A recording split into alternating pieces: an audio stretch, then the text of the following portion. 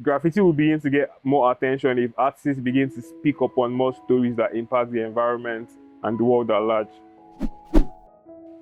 Hi, my name is Cfunk. I'm a graffiti artist and art director, and you are watching Through My Eyes with Square Root Studio. I started graffiti, technically I started as a child, but I started doing it properly in my final years in university. I discovered shoe customization. Then ever since I've picked it up and evolved, I'm self-taught. I actually studied international relations in school, but I found myself leaning towards my creative side, and this is where we are today.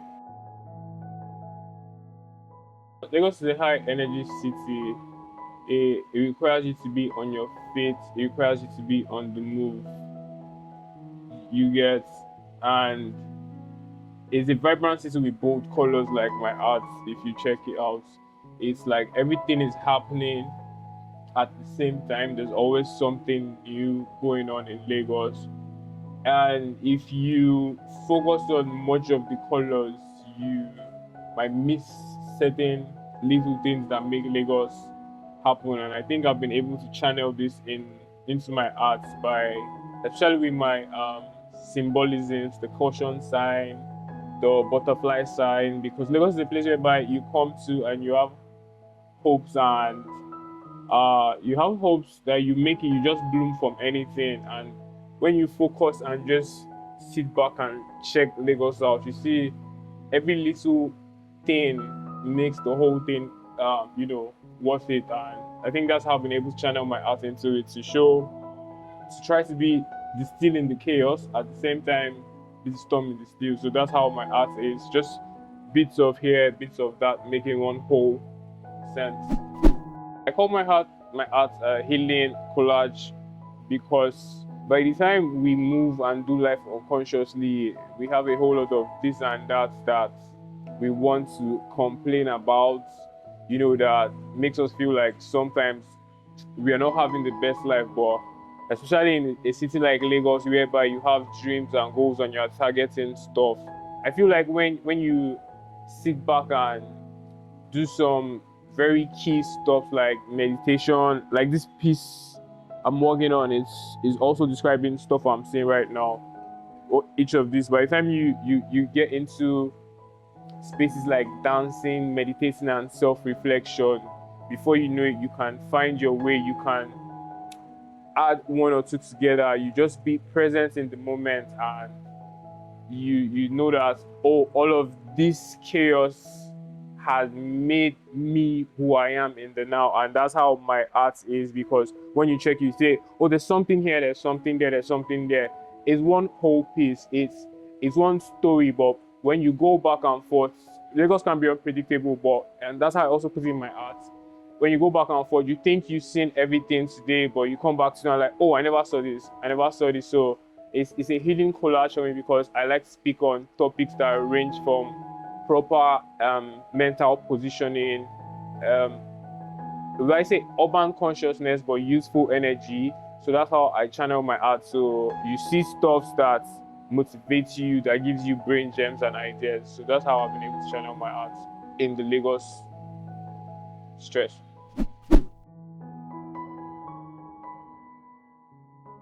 I would say in our environment, it will be more of the financial stuff, because I think making art honestly comes with some form of financial freedom for you to be able to, speak your truth without bother. As an artist living in Lagos, it comes with the hustle and bustle. It comes with bills. Along comes with having to keep up with a fast city, high energetic city like Lagos.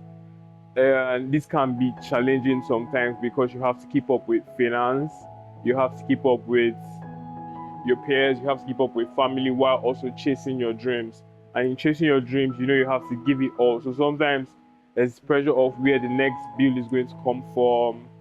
But I like to see those challenges, or in recent times, I've rather seen those challenges as levels to a new game, to stepping up my levels up in the game.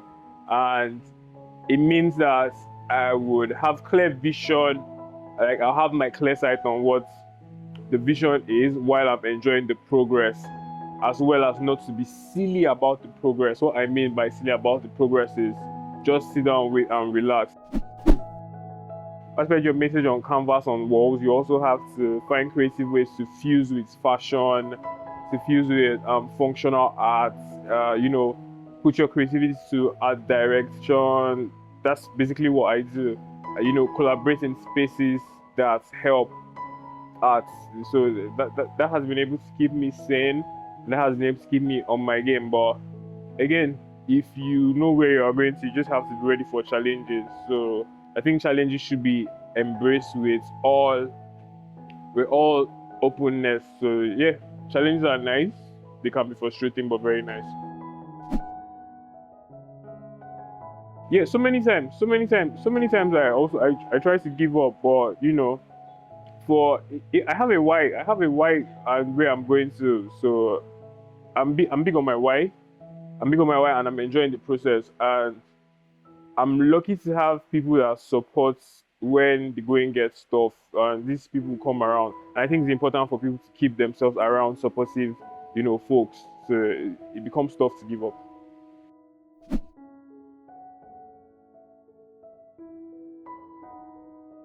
Uh, I think street art is, or rather, I would say, has been overlooked because of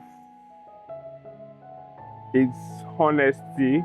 It's one genre of art that comes with some form of brutality, because they say truth is bitter, and graffiti slash street art is one of, if not the only way, if you go back into history, how graffiti has been recorded, you see, has been used to record very important stuffs. Then moving to recent Western times, early modern graffiti, it became a tool for political protest, for a voice. It began to serve as a voice, and the propaganda that has come from it, because the modern graffiti we do has been influenced from the West.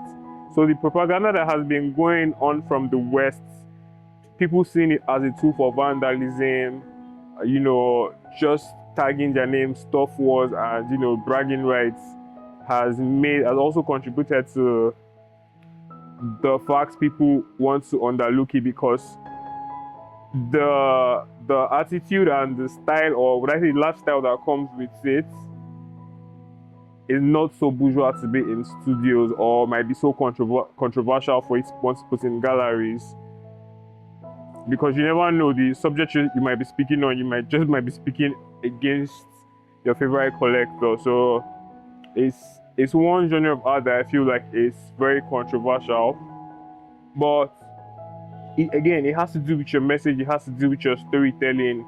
It has to do with where your heart is with the graffiti, what you are trying to achieve with it. Because there are very few guys doing really, breaking out every form of stereotype and doing very well. And I'm glad to be one of those guys, because I'm one of those guys that have tried to champion my art towards, urban, mindful living, yet useful, energetic. So it cuts across all ages. So if you know what you are doing basically with your graffiti, and you're patient enough with it, because trust me, most of the big guys we talk about in graffiti today, the earliest influences from the Western world, are just beginning to make their names and are just beginning to get their flowers because of the way the world has been informed today. So I feel like graffiti will begin to get more attention if artists begin to speak upon more stories that impact the environment and the world at large. So in recent times, I've been channeling my art to more of better mental health positioning. There's a new series I'm working on. It's called Access. So these are two of the paintings. It's going to be a 3-paint series. So it's speaking on how we can access our inner peace, how we can access our inner calm, how to do this life of chaos. It basically teaching how to be the still in the chaos and the storm in the movement, how to access our inner man. So this is what I'm working on, and I hope to do more along the same story. Yeah, guys, once again, it's Cfunk, an art director, graffiti artist. You are watching Through My Eyes on Square Root Studio. Don't forget to subscribe.